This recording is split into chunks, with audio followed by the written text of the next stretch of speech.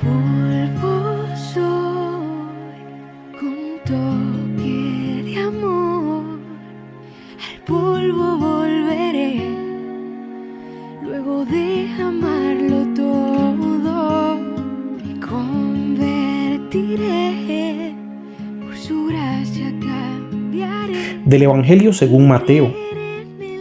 Entonces Jesús fue llevado por el Espíritu al desierto, para que el diablo lo pusiera a prueba.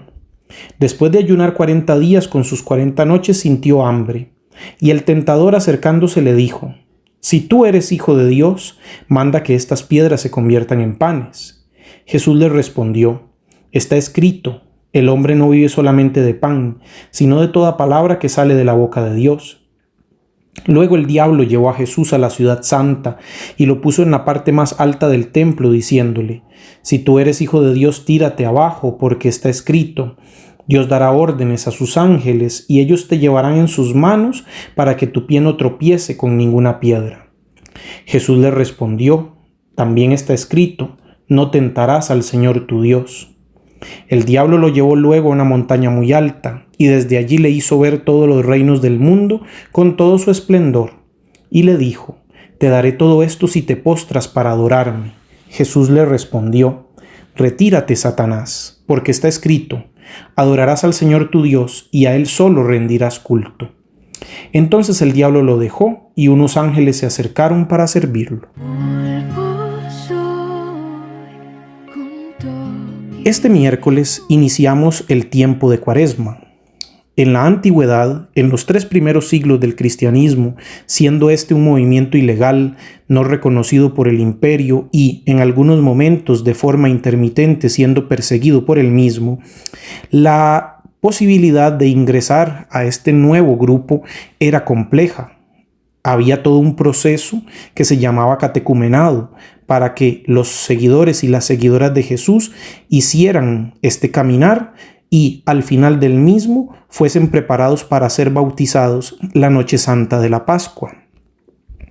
Esa preparación última, como en algún momento le he llamado, ese sprint final de la carrera, era un tiempo de 40 días, donde se intensificaba la oración, donde se intensificaba el ayuno, donde se intensificaba también el hecho de la limosna, de estar atento a las necesidades de quienes les rodeaban, de las personas que estaban a su lado.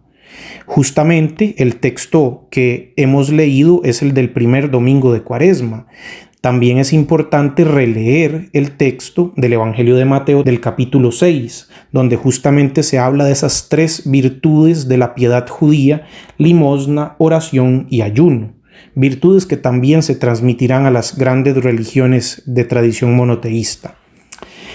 Pero en ese momento, en esos 40 días, basándose justamente en las tradiciones del Primer Testamento, del Antiguo Testamento, donde el número 40 representa un tiempo suficiente para un cambio, un tiempo ideal para una transformación, para una, como lo dirá la terminología que la Iglesia naciente asumió, una metanoia, es decir, un cambio de dirección en el camino, una conversión.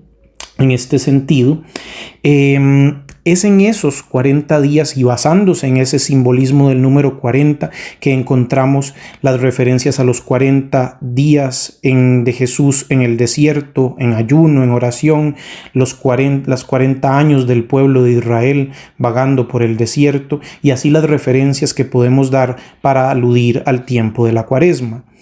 En este tiempo, las lecturas que se han tomado, que se van a tomar y van a seguir en la reflexión de las liturgias del leccionario ecuménico, podemos ver esa explicitación de cómo Jesús entiende en el Evangelio de Mateo lo que significa ser hijo de Dios, y cómo estas lecturas para los primeros y primeras cristianas eran asumidas, eran leídas para que se pudiesen, quienes ya estaban bautizados, renovar las promesas del bautismo, y para quienes aún no lo estaban, para prepararse para esa noche y ese momento en el que iban a recibir el sacramento, entre comillas, digo entre comillas porque a veces tenemos un sentido distinto de lo que es sacramento, pero un sentido de sacramentum como una traducción de mysterium, es decir, de la acción de Dios en la historia que se hace presente de una manera a veces irreconocible, pero que está allí actuante en la realidad histórica.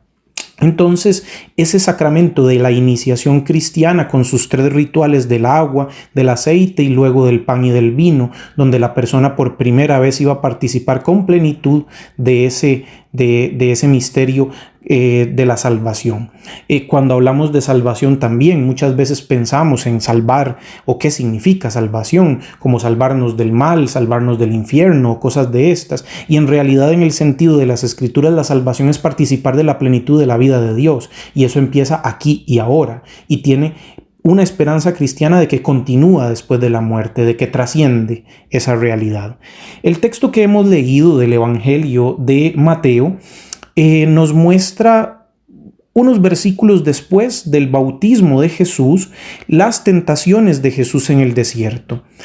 La primitiva comunidad cristiana se preocupó, se interesó bastante por este texto, tanto así que lo tenemos en los sinópticos, en el caso de Marcos reducido, Mateo basándose en Marcos haciendo una explicitación mayor y Lucas acomodando las tentaciones de forma distinta. En el Evangelio de Juan no lo tenemos así explícitamente, pero la referencia a las tentaciones continuas está en todo el texto. Cada una de las 3 tentaciones tienen algo muy, muy particular.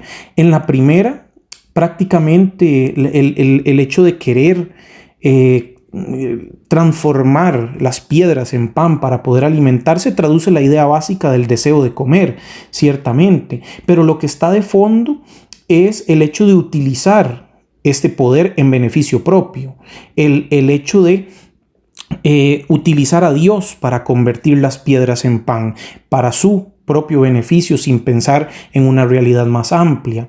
La segunda tentación, donde se le sube a la parte más alta del monte, del templo, a la parte superior del templo, se le dice láncese como una forma de realizar un milagro espectacular, así como en los textos del Antiguo Testamento al inicio del ministerio. A Moisés delante del faraón, a través de su báculo, de su bastón, se realiza un milagro. Así hay otros personajes que transforman y que muestran su poder a través de eso, y Jesús rechaza esta idea de buscar en Dios esa seguridad de utilizar ese poder para su función.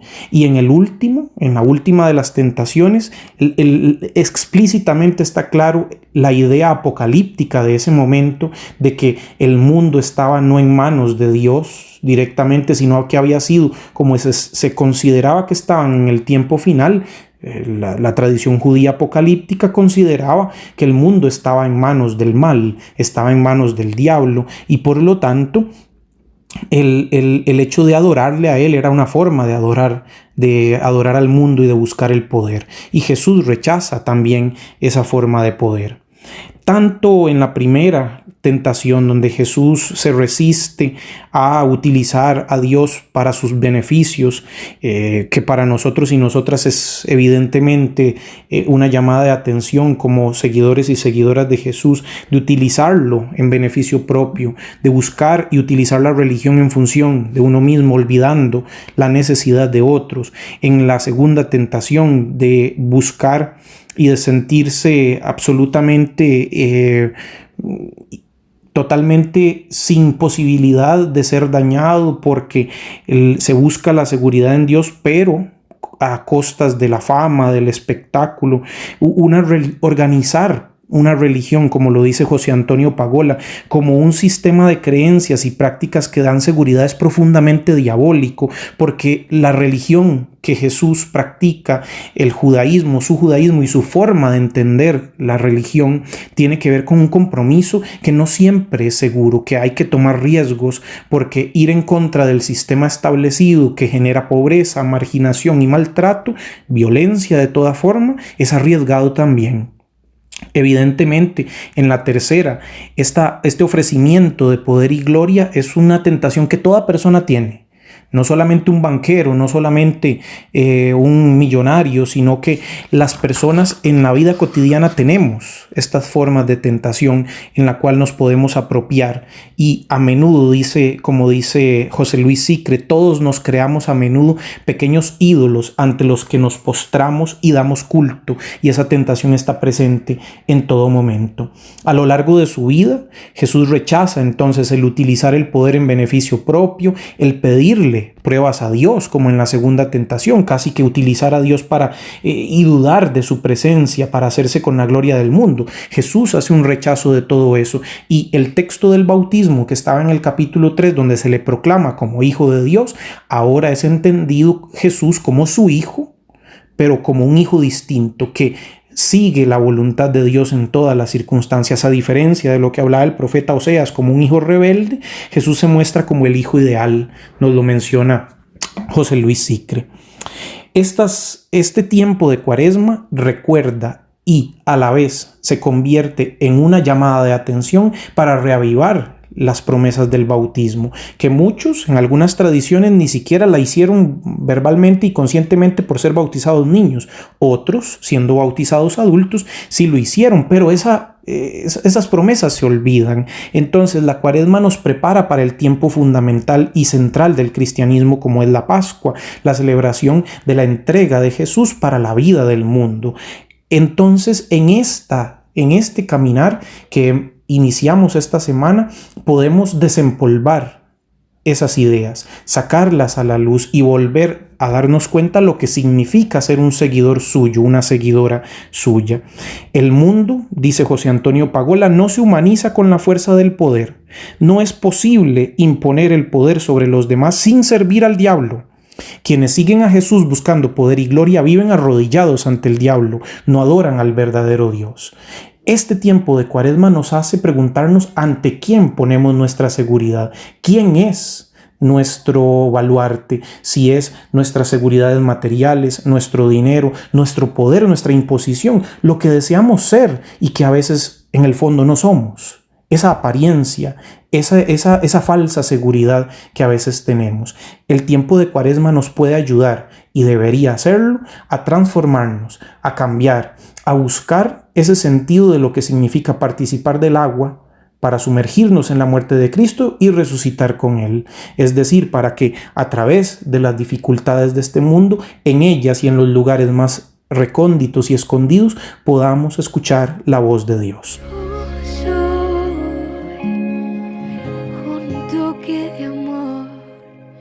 Al polvo volveré, luego de